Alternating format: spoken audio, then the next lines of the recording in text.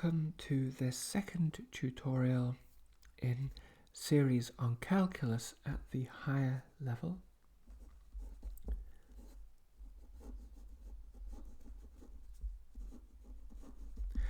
And the first tutorial was really a motivation, trying to just give a bit of the big picture why calculus is such an important subject and so powerful in allowing us to use mathematics to really have a quantitative way of understanding the world around us, particularly, as I stressed in that first tutorial, understanding the effect of change in the world around us.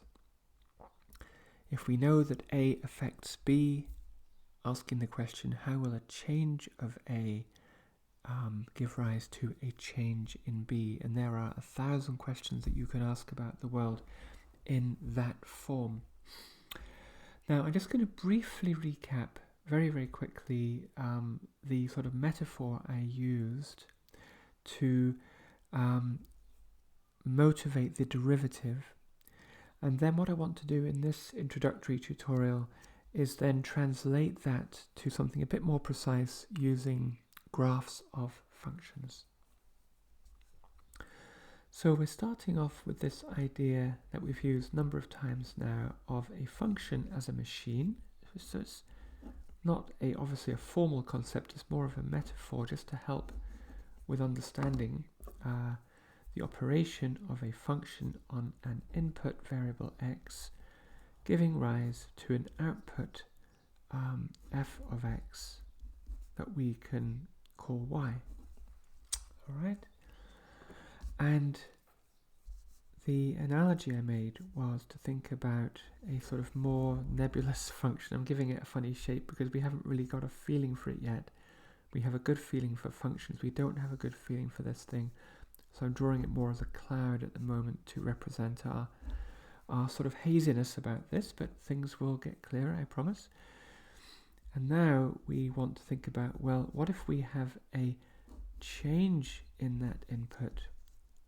What change in the output would that give? Let's call that delta f, which equivalently we could also call delta y.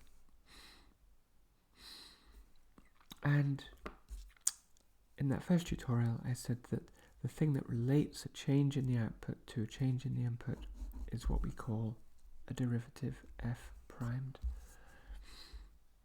So to write that a bit more formally here, we would say that the change in the outcome of applying a function to an input x is related to a change in that input by a factor which is f primed, the derivative. And this is not terribly formal at this stage, but it has the absolute core of the idea of calculus built into this statement. And we call this f prime the derivative of the function f. It's the derivative of f of x. And my job in this tutorial is to give you an understanding of that graphically, what it really means. That's, it's not completely straightforward to grasp this as a graphical concept, which actually is why I rather started with this sort of metaphor. And then in future tutorials, we're going to be deriving the form of the derivative for a whole set of different functions. I should just say, this is an introduction to calculus at sort of the higher level, so essentially students who are maybe around the ages of 16 or 17.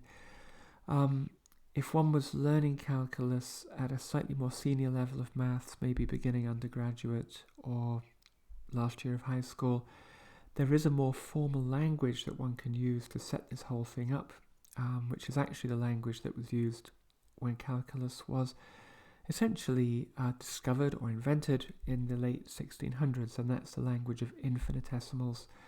I'm not really going to use that at this level because I think it's just confusing, and it's not going to add very much to our understanding at all. Probably hinder understanding at this level, to be honest. Just to say, I didn't mention in the motivation tutorial, calculus really came on the scene contemporaneously in England and Germany in the 1680s. Two extremely eminent and famous people were responsible. So in England it was Isaac Newton, who essentially created the calculus to allow him to work out the implications of his theory of gravity and his theory of mechanics. So it's a kind of a nice example where sort of mathematics was actually created de novo in order to solve real world problems.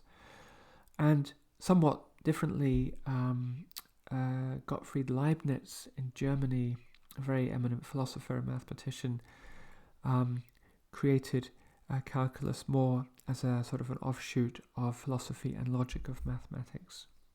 But both forms that were created are exactly equivalent. There were arguments for decades, if not centuries, about who was first, and I think scholars now agree that they essentially discovered the calculus independently. And we still use their different notations today. So this notation actually is the notation of Newton. I will be introducing the notation of Leibniz in due course, and they each have their uses. Probably it's fair to say that the notation of Leibniz is the more kind of systematic notation mathematically, but the notation of Newton is very convenient as a shorthand. Right, just a little historical note there. So we want to turn to graphs, and so let's start then by thinking about our machine, which we've done before graphically, no problem. Here are the XY axes, and we will have some curve. I'm just going to draw some very generic curve here. Alright, there's some curve, which we will say is representing the function f of x. So a given value of y will correspond to a given value of x in the way that we saw before. So if I take a value of x here, when it meets the curve here, it will essentially pick out a unique value of y, which is the outcome of that function. So this value of y here is f of x. That's the value of y corresponding to this point on the curve. Now, this picture I'm about to draw is very important and contains graphically a very precise idea which underpins this relationship here. What I must say before I complete this figure is that in speaking of change, the power of calculus to enable us to understand the outcome of a change of an input relating to a change of an output, we're always thinking about small changes. So let me just maybe write that here underneath this very important boxed equation, sorry.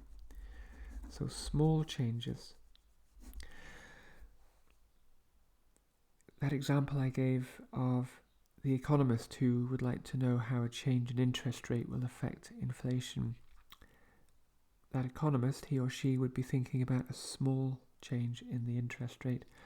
The conservation biologist thinking about how a change in predator numbers affects change in prey numbers will be thinking about small change. It's no problem thinking about big changes in these things once one has got the calculus, because one can calculate changes of any size. But the heart of this is to first of all understand how a small change in the input leads to a correspondingly small change in the output, but their relative magnitudes, as I say, are connected by this magical, in quotation marks, this fundamental quantity, the derivative. So with that in mind, we want to think about a small change in x here on this picture. Now, there's no point me drawing it really small because then you won't be able to see anything. So I'm going to grossly magnify this picture so that you can actually see what I'm getting at. But we want to have in mind a small change. So let me take a neighboring point here. All right. And let me say that the distance between these two values of x is delta x. A change in the input to this function. So this coordinate here we could write as x plus delta x. All right. And no problem, we can see what will happen. We'll just take that line up. It meets the curve. And over here then will be the corresponding output. And it will literally be a value of y equal to the function, the machine, applied to this value of x, namely x plus delta x. All right. So the distance here horizontally is delta x, and this distance we've already essentially defined to be delta f, the change in the output. Now, let me just write that first so that we have this to hand.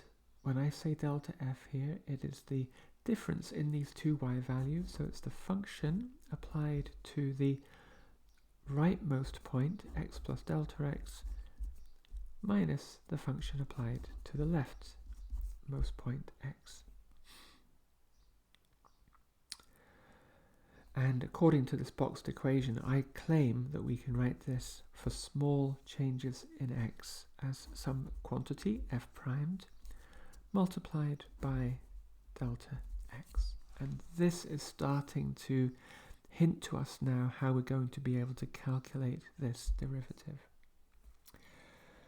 Now, how would we think of this derivative graphically? And this is a very beautiful but somewhat subtle point.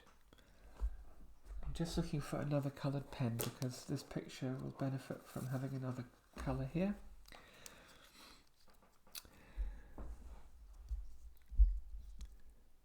Do you see that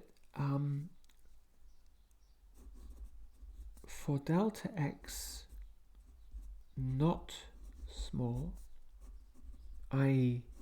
in terms of this, essentially this picture I've drawn where delta x is clearly not a small change in terms of this picture, we can see that the ratio delta f divided by delta x would be the slope of the chord joining these 2 points. So let's, for the sake of argument, call this point A and this point B. I'm actually going to use a ruler here because it's very important that I get this picture as clear as possible. So I can draw a chord between these 2 points A and B on the curve, and if delta x is not small in this case, this ratio delta f over delta x is the slope of the chord AB. That is not actually a terribly interesting thing for us, because it all seems a bit arbitrary. You know, we're happy with the point A because that sits at position X, but this point B is a bit fuzzy, it's not very well defined, and so this chord is not something that's fundamental to this curve. And so the great breakthrough that Newton and Leibniz made was to realize that there is a systematic way that we can actually make delta x smaller and smaller and smaller.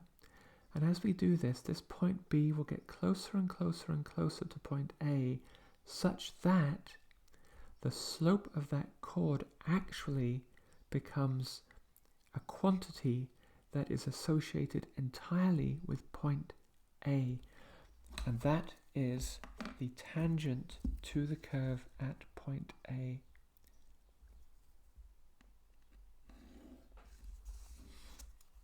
So at any given point on the curve, there will be a unique line, which is the tangent, which is a straight line that just touches the curve once at that point.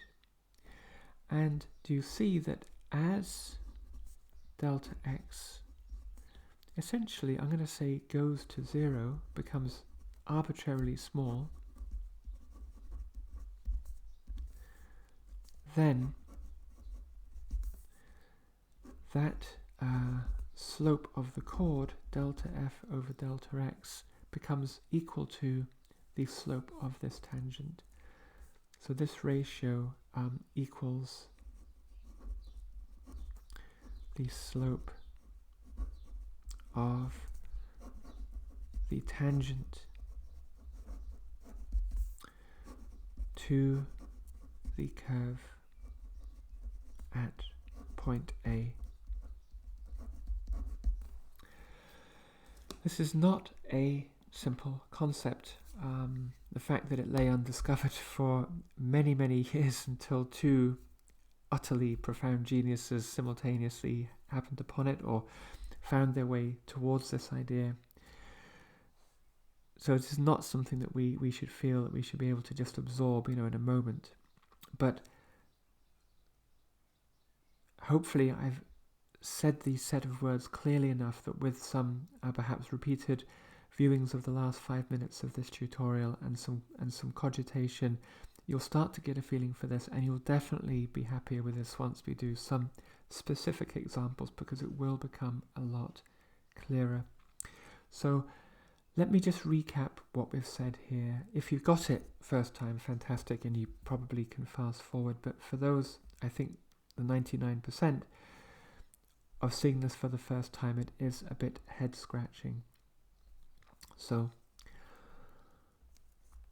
our goal is to think about how to relate a small change in an input to the corresponding small change in an output, and the factor that relates those two things we're calling the derivative of the function at point x. And the point of this graph is to give us a sort of graphical concept of what this derivative really means. It also, sort of as a byproduct, gives us a very clear view of how we can go about actually calculating this derivative for a given function.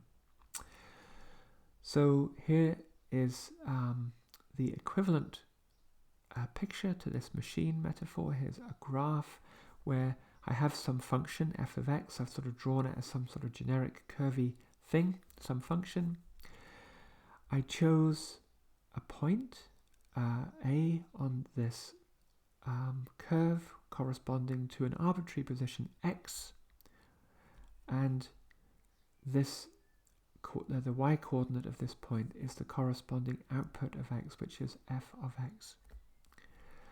And then I sort of exaggerated what it would look like to think about a change in x for the purposes of clarity. I took sort of quite a big step over here and had another point, which is x plus a pretty big chunky change in x plus delta x, and the corresponding point on the y-axis would just be the outcome of applying the function f to this point.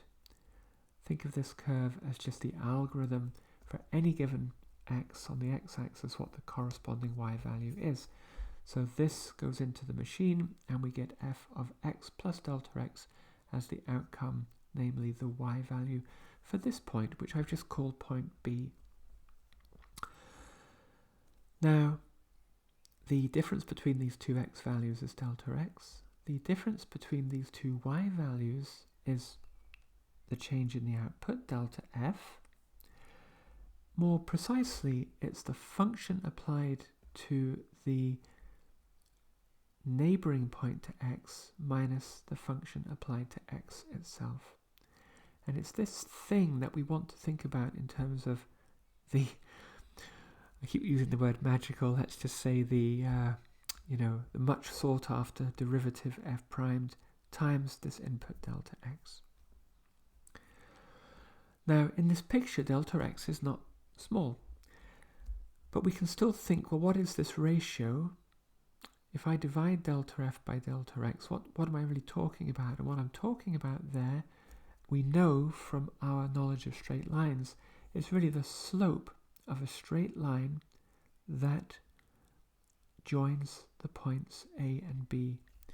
So if we think about the straight line that goes through points A and B, I've called it the chord AB. This ratio tells us the slope of that chord. And then the really profound point is the following. We want this ratio to have a meaning not for two different points, but for a single point. It's like saying we want to hear the sound of one hand clapping, not two. And by taking this point B arbitrarily close to A, and in the more formal language, infinitesimally close to A, you can see graphically that the slope of this chord is going to approach the slope of this tangent to the curve at A. Alright, so the tangent at any point on this curve is simply the straight line that at that point touches the curve exactly once. And in a slightly more formal language here, what I've said is, as that small change in x gets smaller, as it goes to 0 is what we say, then this ratio becomes equal to the slope of the tangent to the curve at point A. And sort of a miracle has occurred here, because what's happened is we have been able to talk about the change in the input sort of without moving away from A, and that's kind of the pulling the rabbit out of the hat that is really the wonder of calculus. So we interpret f primed as the slope of the tangent at I'm going to just call it at x, meaning at the point on the curve corresponding to the input x.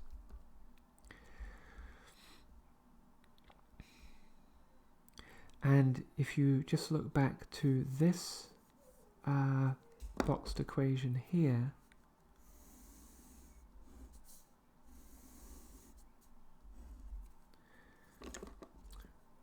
we can see sort of what we need to do to get f primed.